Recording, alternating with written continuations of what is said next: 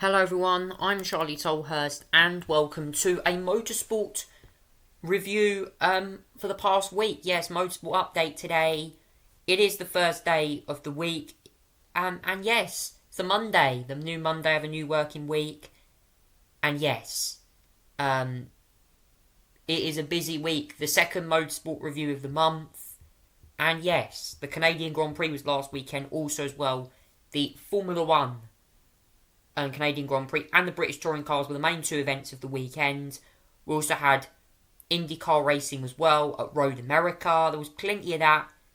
I'm mainly going to focus today though on the Formula 1 and the British Touring Cars. In the Formula 1 Canadian Grand Prix, it was a chaotic race and Max Verstappen and Red Bull Racing claimed the victory despite Lando Norris leading early on in the race after a safety car for Logan Sargent's Williams crashing out. There was also a few other retirements as well. Carlos Sainz and Alex Albon also got together as well. Sergio Perez had a dismal weekend, not even making it into Q2 for the second straight race, and then getting a free-place grid penalty for the next round in Spain for driving around in a damaged car, which was apparently deemed too dangerous. So yes, the Formula 1 Canadian Grand Prix certainly was an action-packed race. It started off wet. Both Haas drivers made up early positions. Kevin Magnussen and Nico Hulkenberg would end up finishing the race in 11th and 12th, despite their early heroics on the wet tyres before the track dried out. It then went to inters, then to slicks, to dry tyres.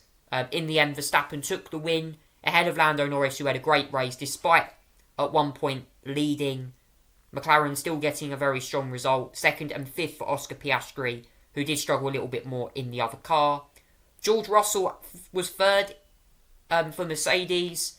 An important podium, I think it might be George Russell's first podium in the season, but it is the best result for Mercedes this season at the moment. They actually looked really quick around Canada.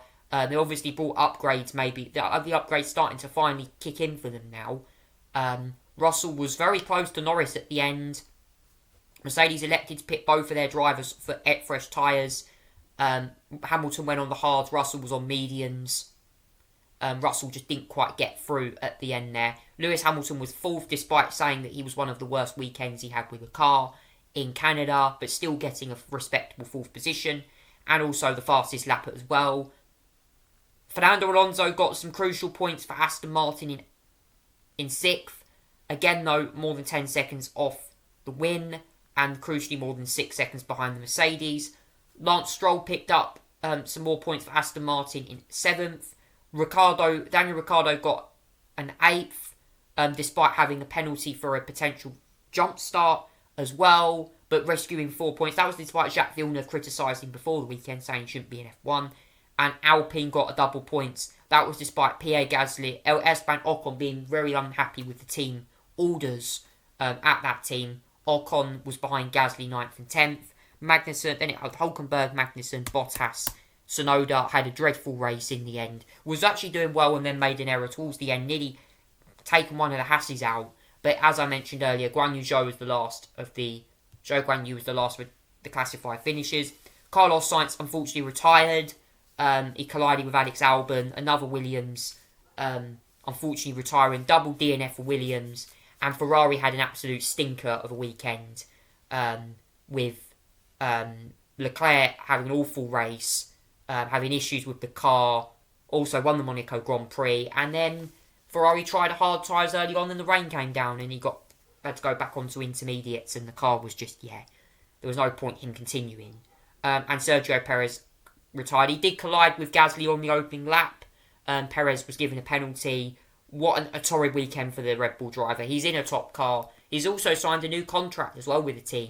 I think that's definitely a bit too very early in my opinion for that as well. And Verstappen now is leading the World Championship, extending his lead even further now. We go into Spain, which is on the 23rd of June, a couple of weeks' time, for a triple header. Spain, Austria, the Red Bull Ring, and then the British Grand Prix on the 7th of July. That will hopefully be available to watch on Channel 4. So I'm very excited for that. And at the other sport, I haven't watched the British Touring Cars yet, but I will be catching up to them at a later date. They raced at Thruxton. It's the fastest track on the calendar. And Jake Hill became the first repeat winner, first three-time winner in 2024. The Laser Sport Race Tools Racing with MB Motorsport car, BMW, won the race. It was the first treble winner.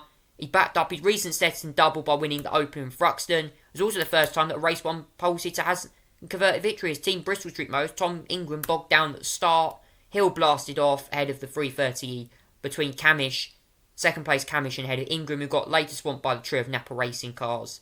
There was contact further down the order with Adam Morgan and Toyota Gazoo Racing's Andrew Watson dislodged the track stack at the final chicane, resulting in a brief safety car period. But in the end, it was Hill that led home Camish and Sutton. Tom Ingram was fourth. And then in race 2, Jake Hill got another victory. Only because it was inherited after Tom Ingram and Dan Camish both had an incident. Tom Ingram did win, but he was demoted to third after gaining an unfair advantage incident involving Dan Camish. Hill inherited the lead after a post-postponed to his second win, with Danny's fourth for the season. Camish came second in podium. Having relinquished pole, eventually settled for fourth. Ingram was keen to put things right. Poleman Sutton got away. Ingram got by Camish as the duo run side-by-side from chicane. The former being adjudged to have gained an unfair advantage.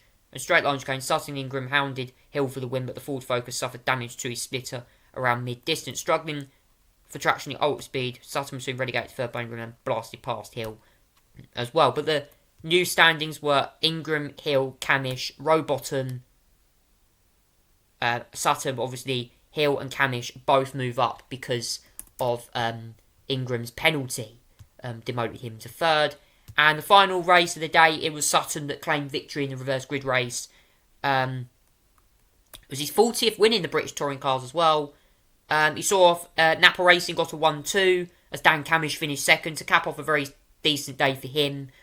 He got better for a long time. He got the better of Adam Morgan towards the end of the race. Morgan was embroiled in another incident as on the two-track race 2 winner Tom Ingram must have had a case of deja vu as he approached the final chicane like at fourth.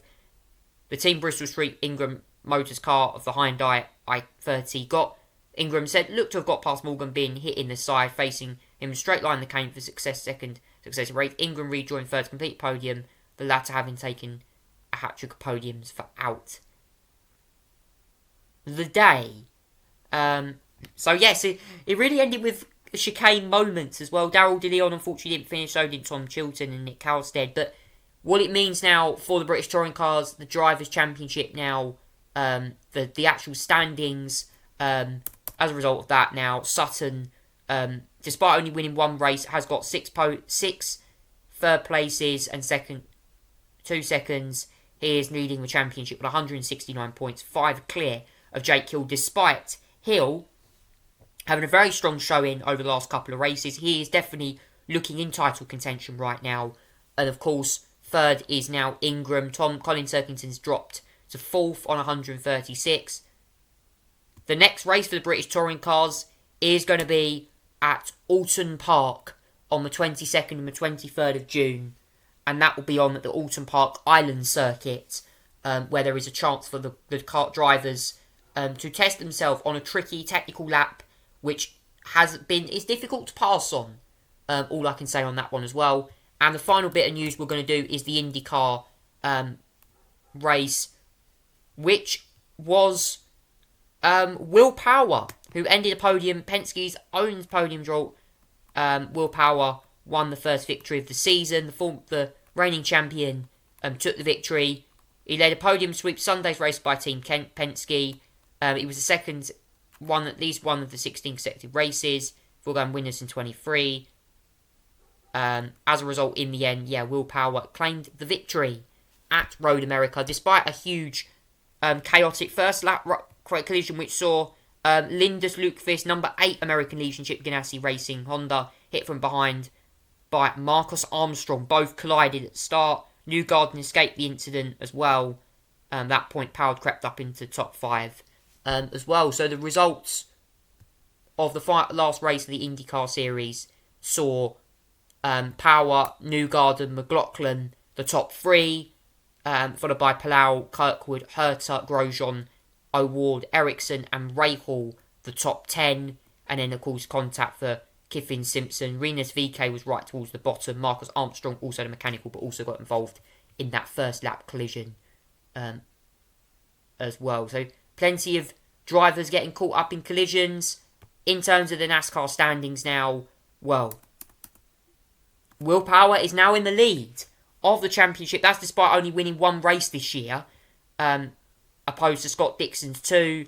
But he takes the lead on points, 236 to 231 for Palau. Is Power going for his second straight championship? That's a good question.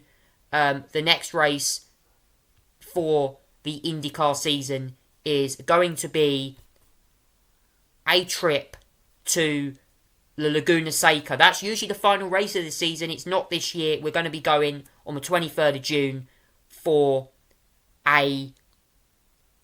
another road course track. This is the Firestone Grand Prix of Montanari. It's in California. Laguna Seca is always a tricky one to pass on, and we are expecting to see plenty of more deja vu at that track. But that's all we got time for today on the Motorsport Update with me, Charlie. Thank you so much for watching. Take care and good night.